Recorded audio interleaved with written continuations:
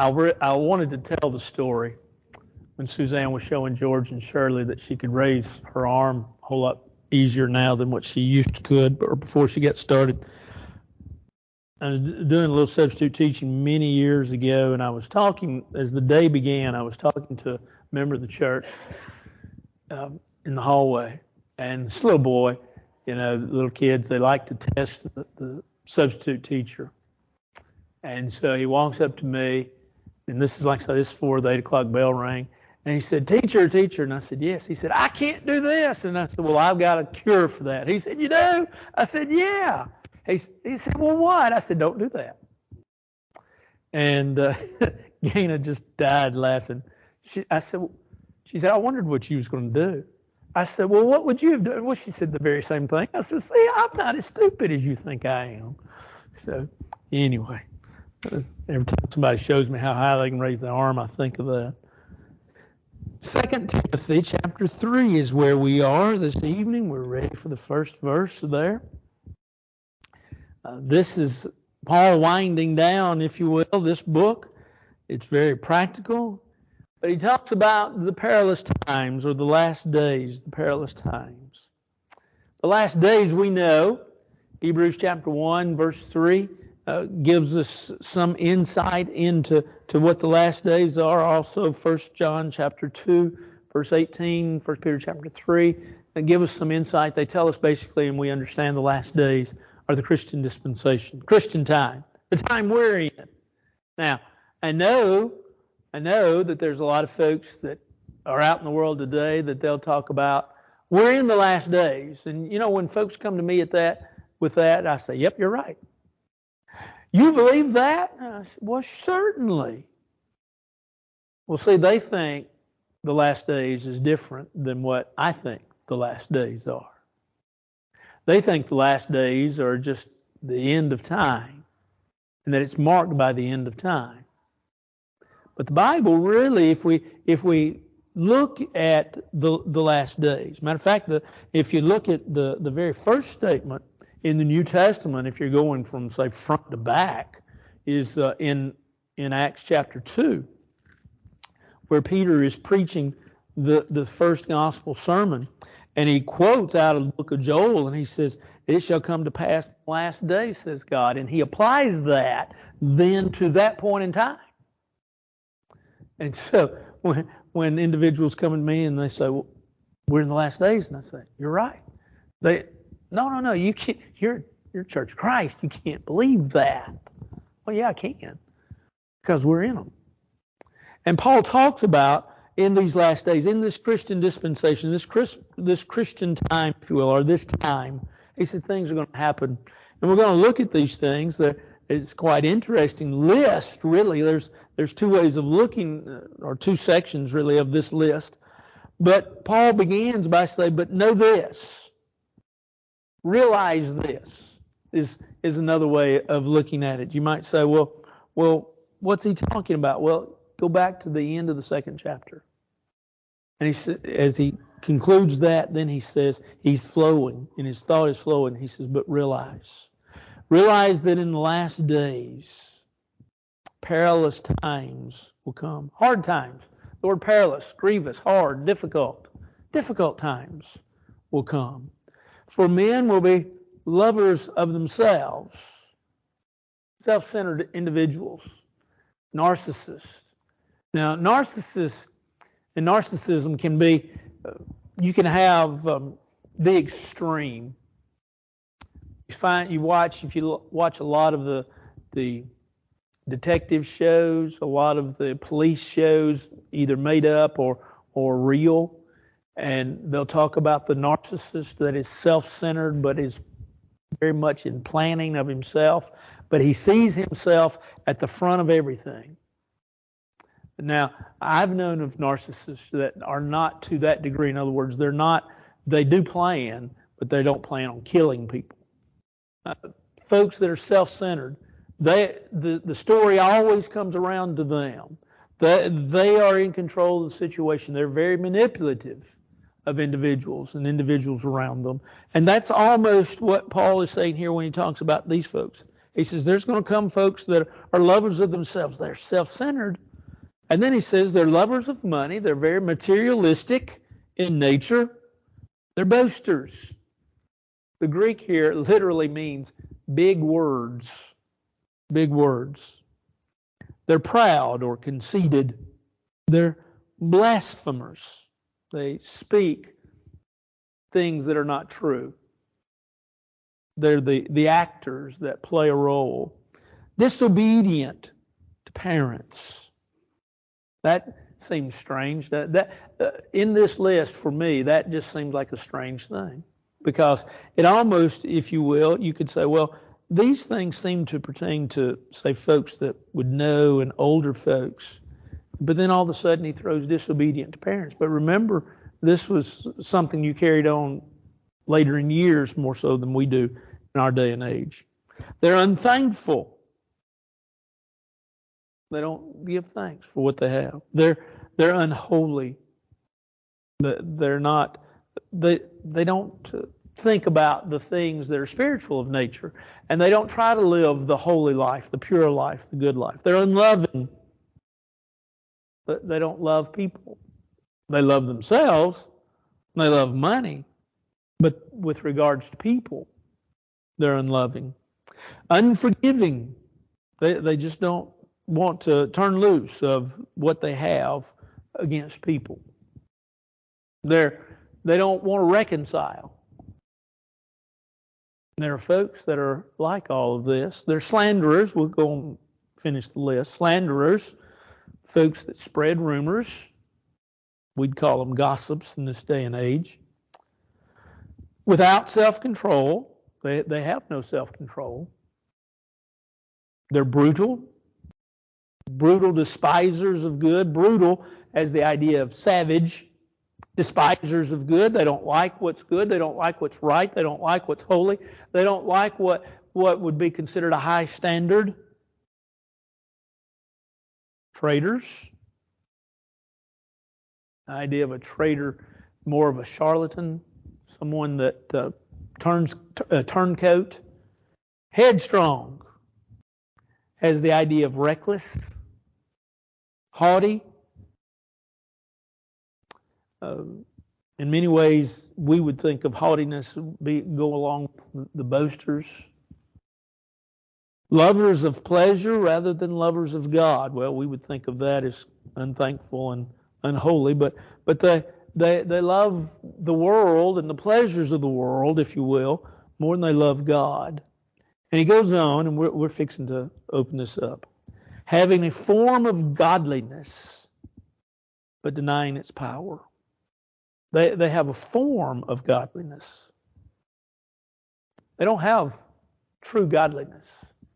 They look the part.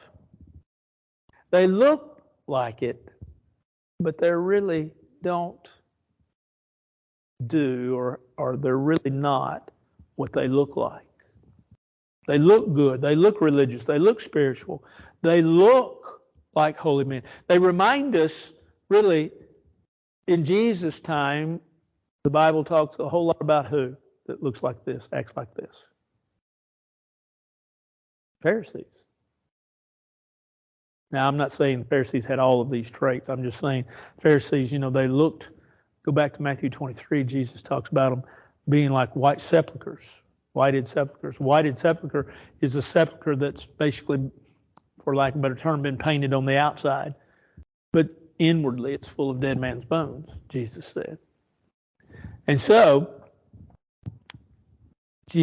Paul, says these folks look like it, but they're not. And then he goes on to finish, and then we'll say, and from such people, turn away. Turn away. Have nothing to do with them. Turn away from these folks. That's kind of hard for us to balance, isn't it? Because you look at it and you think, well, okay, on one hand, we're supposed to love everybody. We're supposed to be kind to everybody. We're supposed to be compassionate. On the other hand, we're supposed to be teachers of the truth. And if anybody needs the truth, it's these folks. They need God. Not a form of God, but God. And so we weigh that and we say, why did Paul say, turn away from these people? Anybody got any ideas? I don't either, by the way. Maybe it's due to the fact that these folks won't listen. Maybe it's due to the fact that these folks are so self-centered and so fake that they've bought into their own stories to the point that they don't want to listen to anybody and won't listen. They won't give heed to what's being told to them. But Paul says, you turn away from these folks. Don't have anything to do with them. Or, verse 6, of this sort are those who creep into households. They worm their way in. They're slow. And make captives of the gullible women, loaded down with sin, led away by various lusts. Let's stop right there. He says, there are those that creep in. Someone asked me not long ago, how does sin creep into congregations that have long been established and have long been in existence, but as the years pass, their faithfulness changes? And I don't know that there's any just one answer you could say. I think some of the congregations have turned directions or purpose. They've left the purpose of teaching the truth in order to find more numbers. And it's interesting that a lot of these congregations that have done that end up probably worse off than what they were if they just stayed where they were. From a physical standpoint, from a spiritual standpoint, sure, when they begin to leave the truth, most definitely, they're worse off. But usually it doesn't happen overnight. Usually it doesn't happen by the preacher getting up one Sunday and saying, hey, we're going to do XYZ instead of ABC from now on. Usually it's a slow evolve. Usually it's the preacher or maybe some of the members that they just ease one thing, and then once people get satisfied with that, they ease to the next, to the next, to the next, to the next. Try something else and get what they want. That's right. And so, granted, things change. Doctrine does not change, but opinion does change.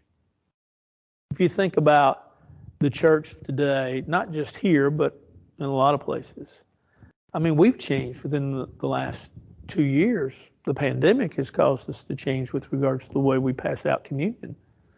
But the passing out of communion is completely a matter of opinion. How do you get it done? The Lord just said, take it. He didn't tell us, how to pass it out. And so we've changed that. Things like that, and you could list many, many other things. Things like that change through the years. But the teaching of, say, singing, that doesn't change. Taking the Lord's Supper on the first day of the week doesn't change. And so we have to understand those things. We might go to a system, I mean, we haven't, because we haven't talked about this, but we could go to changing the order of worship, or we could go to where we had scripture reading right before the Lord's Supper to get our minds focused upon the Lord's Supper. Any number of little changes like that might be considered changes, but that are not changes to what we're teaching. These folks didn't want to listen to truth, and things just began to creep in. And notice, as Paul says, this false doctrine and this ungodly living just creeps in and creeps into their households. And what do? Well, it says they make captives of gullible women. That's not a really good translation in this day and age of those terms. We might, instead of saying gullible women, we might just say weak-willed individuals or weak-willed women who are loaded down or overwhelmed with sins, led away by various lusts. They're swayed. They're tempted. They give in to that temptation. Always learning and never able to come to a knowledge of the truth. Seeking knowledge, but unable to decide, is another way of looking at that. They're seeking knowledge, and that's always a good thing. But they're never really able to decide. One of the things, and granted, because of the pandemic, the brotherhood has changed again. But before the pandemic, for say 10 years before that, you would hear churches talk about, you'd hear preachers get up and say, or elders get up and say. Now, with regards to the subject XYZ, let's just say singing, we're going to restudy this issue. And when you heard that, you knew where you were headed and where they were headed. Paul says, there comes a time when you have to know the truth. And in knowing the truth, you're able to set your boundaries. You're able to sit down and say, no, this is right or this is wrong. But there were those that, they had that trouble. They're always seeking knowledge. They're always learning, but they just never seem to come to know the truth. And then he gives as an illustration in verse 8 two individuals, Jannes and Jambres. And we know nothing of these folks from a standpoint of what the scriptures say. Now, tradition tells us that Jannes and Jambres were possibly magicians about the time of Pharaoh, and that they may have been able to do certain, what was considered of that day and age, miracles.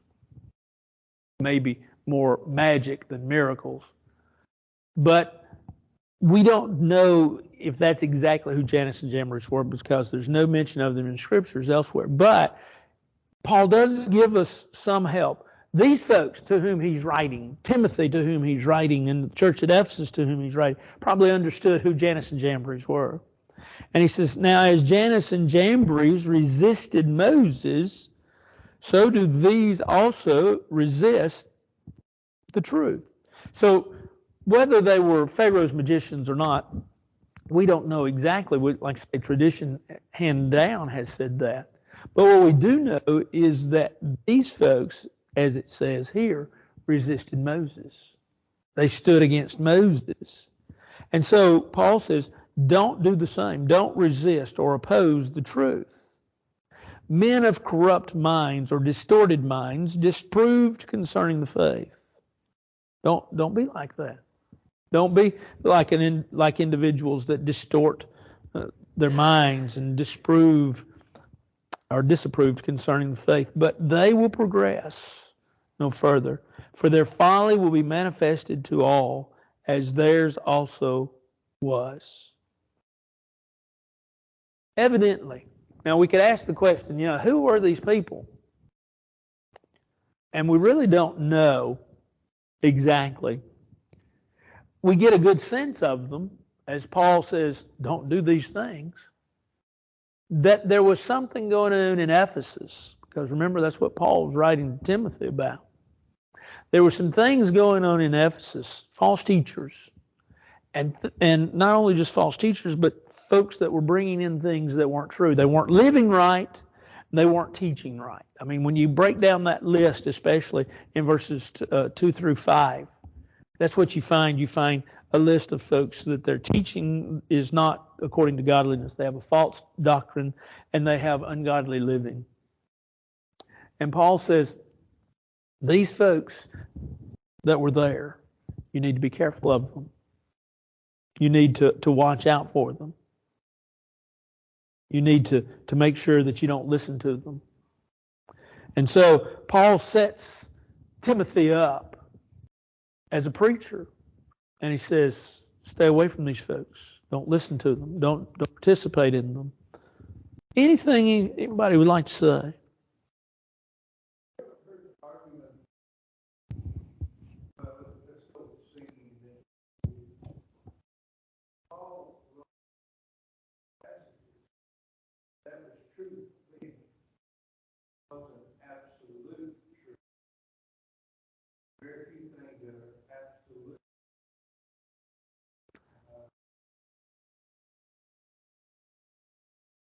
That was relative truth back then. Yeah.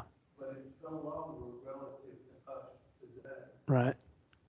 So then my question becomes is that statement that they make like that, because yes, I've heard that, is that an absolute statement? And if they say, yes, it is, then you have to say, well, then what is and what is not absolute in the Bible? And if they say no, which they have to say, then nothing is absolute, which makes everything absolute.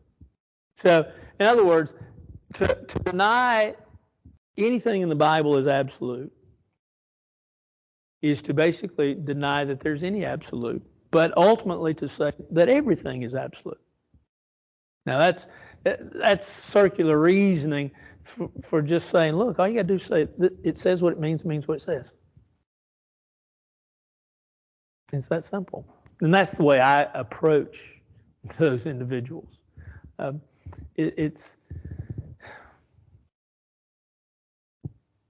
For me, in my understanding, yes, like I say, I have heard this and dealt with it.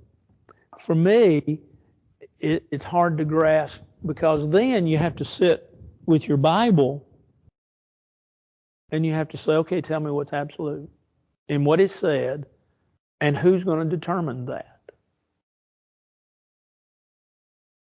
And how are we going to determine that?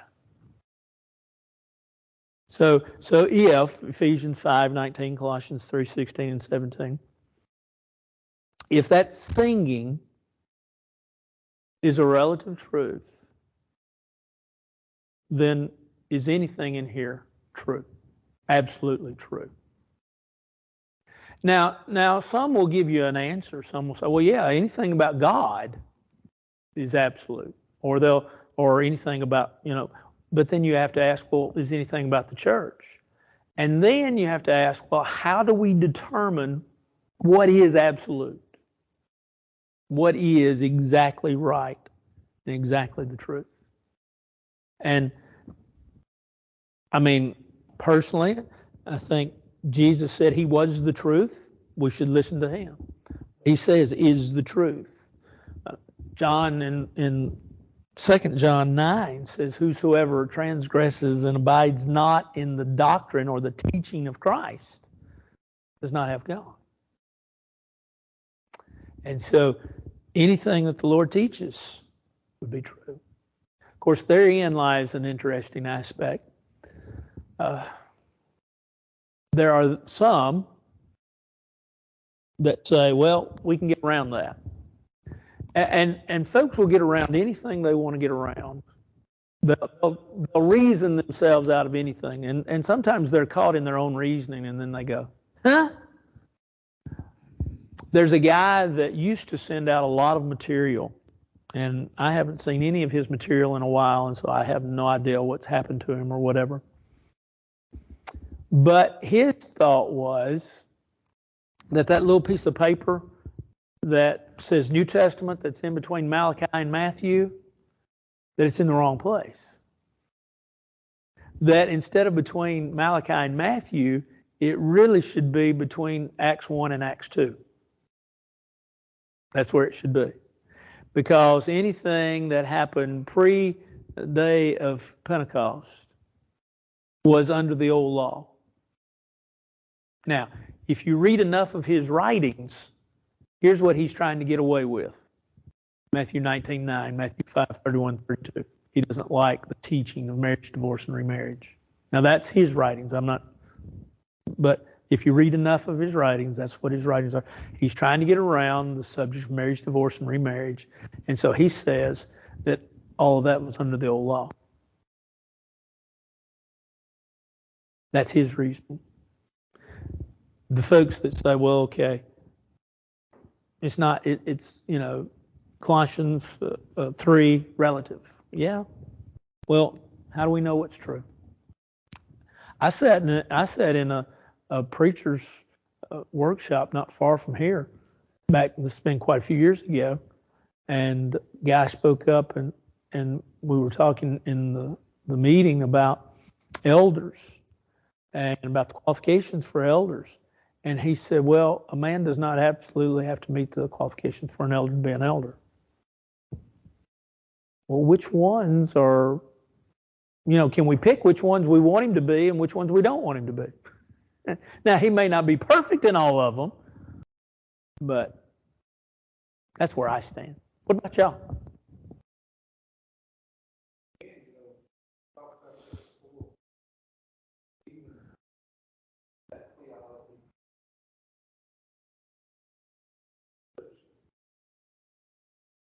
Yeah.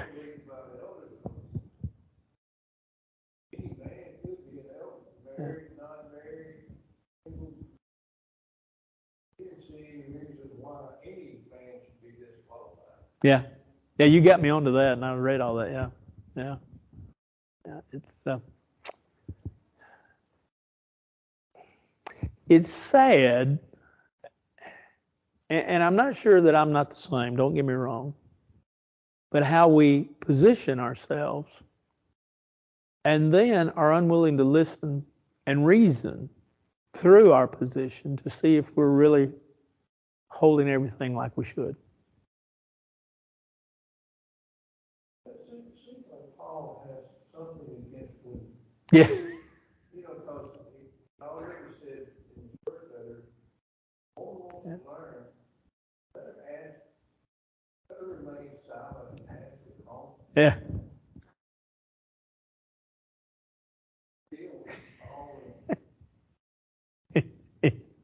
Women. Yeah, had a bad mother-in-law.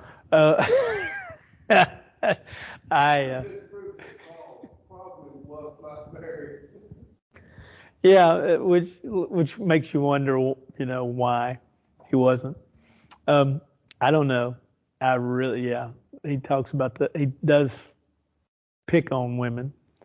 Like he can't let go of part of his upbringing. Yeah. Yeah. He with regards to especially women, of course, the idea of being silent in the church, I think for me, I put that, what you're talking about in 1 Timothy, I put that with 1 Corinthians 12 and 14, especially 13 is love, kind of sandwiched in there. But it was a sense of orderliness that had to be arrived. And so this is how they determined the orderliness. Okay, let's let the women keep silent. Everybody can't talk, just certain ones with regards to, you had to have if you spoke in tongues, you had to have an interpreter. If you dreamed, you had to have an interpreter. And so he's trying to go from chaos, mass chaos, to order, an orderly worship, because he says, let everything, as Brother E. Claude used to say many times while we were in Freed Hardman, let all things be done decently and in order. 1 Corinthians 14. And so that's in part that one. But yeah, it's this one. And, this is not the first time that he's said something about women or gullible women.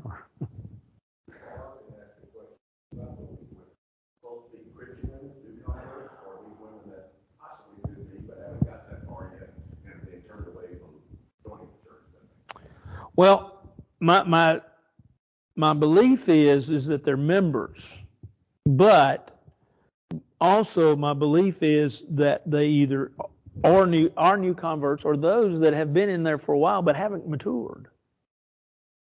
Now, I'm not saying I'm right. I'm just saying that's my take, or that's sort of the things that for me I have to fill in the blank And that's how I fill in the blank. But it's not one of those dogmas or hills that I'm going to die on and say, no, this is what it is, absolutely. So.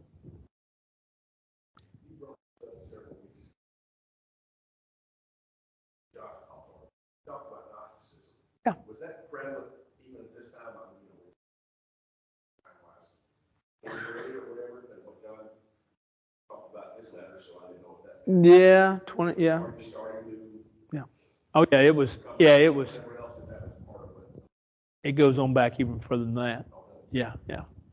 But, yeah, you had Gnosticism, which was very prevalent. And go back and read, read the book of Colossians with the idea of the Gnostics.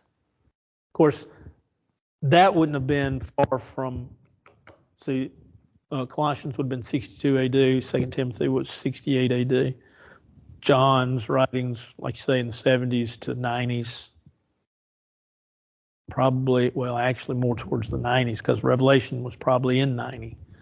But you had Gnosticism that just believed that they were the end all of all end alls. They knew everything.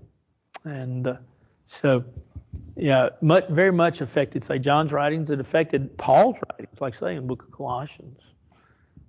So, anything else?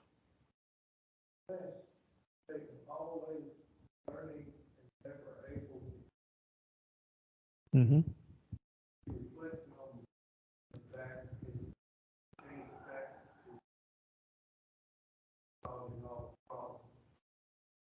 I think for me, it's the ones causing all the problems are coming up to people that they qualify as being folks that are always learning and never learn, but they're also dealing with folks of that same bent. So it's not just the women, but it would be men as well.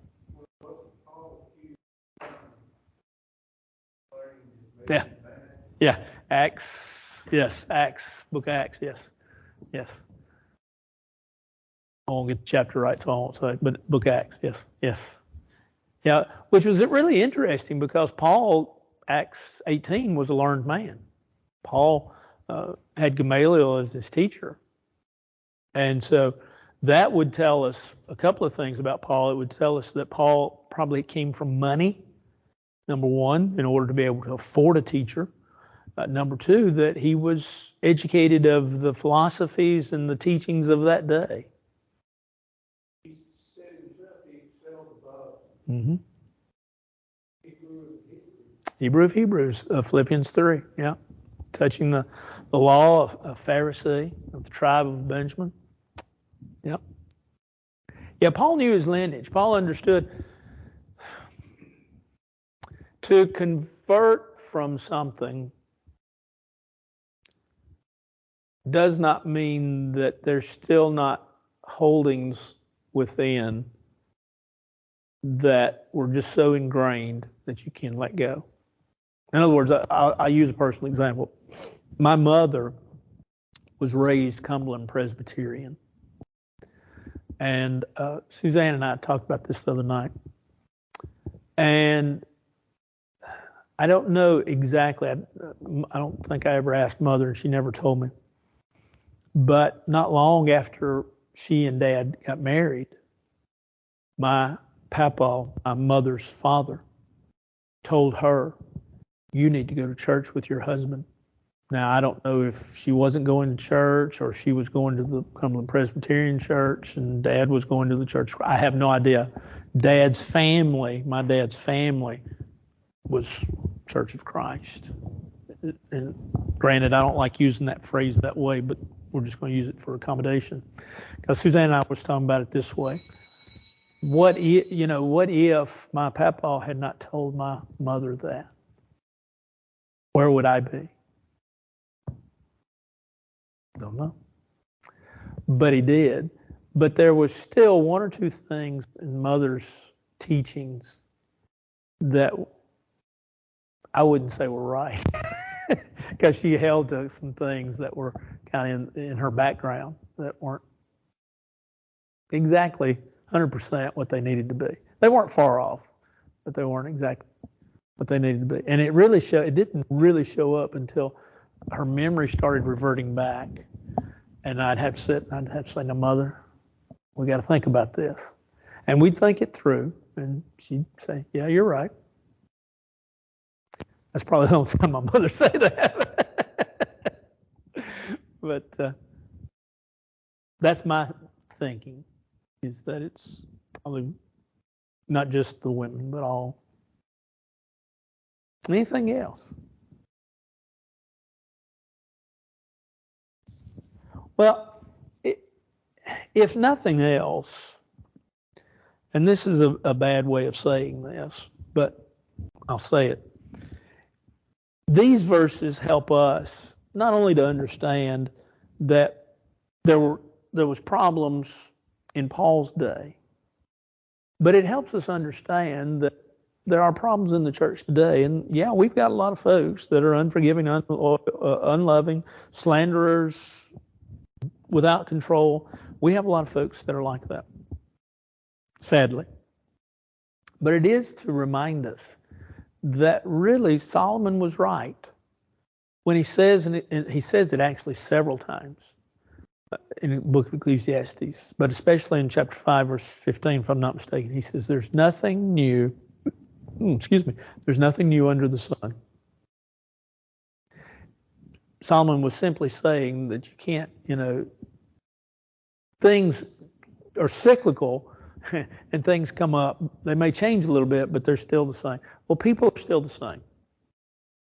And Paul was having trouble in the church. Paul was having trouble from folks outside the church. And Paul wanted Timothy to know you're going to have that trouble. And that is to say today that we in the church can at least take a little solace in the fact that when we run into trouble, the church has always run into trouble. And so just, do the best you can in dealing with it. Anything else? Well, let's stop right there.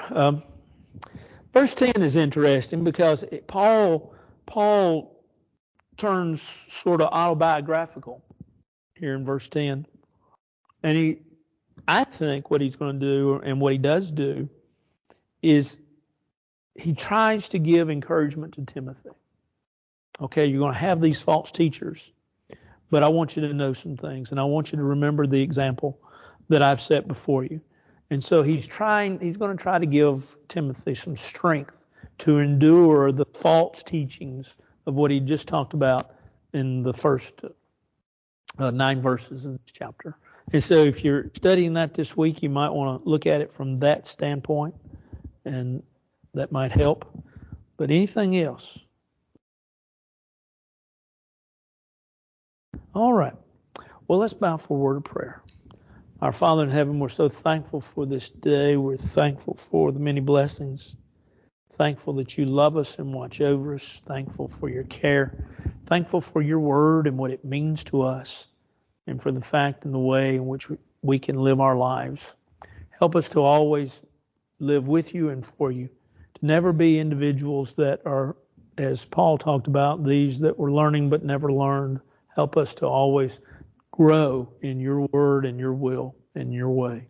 Watch over us and keep us and hold us as we hold to you, for this is our prayer in Christ's name. Amen. Thank y'all. Y'all have a great week.